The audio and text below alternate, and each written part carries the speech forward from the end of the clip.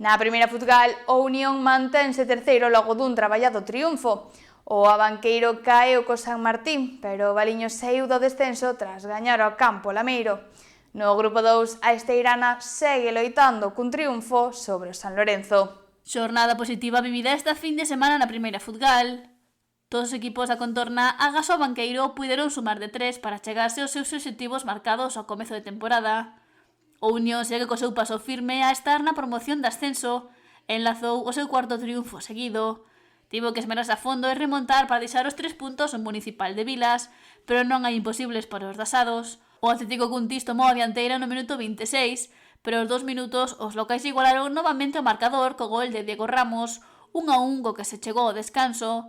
Pablo Reboiras deulle a volta ao marcador no 56 e no 89 Ismael Cerqueiras converteu un penalti no 3-1.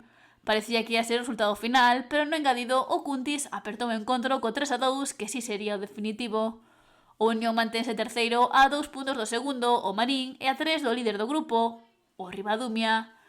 O Abanqueiro deu un pequeno paso atrás logo de caer no seu duelo co San Martín. Os visitantes tomaron a dianteira ao cuarto de hora de xogo, gol que os da Charca non puideron igualar na primeira metade. No 54, o San Martín ampliou diferenzas ante o frustrado Abanqueiro, que non vía portería. En no 83 subiu o marcador o definitivo 0-3. O Abanqueiro pecha a 24ª xornada 14º con 7 puntos de marxe co descenso. Zona perigosa que vende abandonar o Valiño, despois de superar con eficacia o Campo Lameiro, quinto. Os de Cabo de Cruz tiñan o seu obxectivo claro e buscaron o gol dende o comezo. No 39, o árbitro asubiou un penalti favorable aos boirenses e Álvaro García non errou para adiantalos. Pouco antes do descanso, no 43, o Campo Lameiro puxo as táboas, pero no engadido, Alejandro Valiño puxo de novo por diante o Valiño. Os visitantes deron a estocada definitiva na segunda parte, co 1-3 que subiu o marcador no 79 e que foi obra de Álvaro García. O Valiño colócase 15º do grupo 5 e ten 2 puntos de marxe co descenso marcado polo amanecer.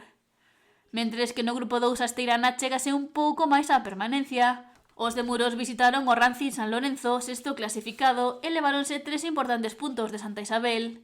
Os visitantes puxeronse por diante o gol de Anxo Caamaño, que subiu o marcador no minuto 21. Sen embargo, pouco antes do descanso, o San Lorenzo fixo o tanto do empate. A igualdade imperou ao longo da meirande parte do segundo tempo, pero a Esteirana buscou con tesón o gol do triunfo e atopouno.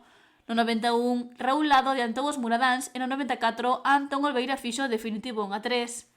A Esteirana segue a ser penúltimo, pero atesoura 14 puntos, polo que está a 7 da permanencia.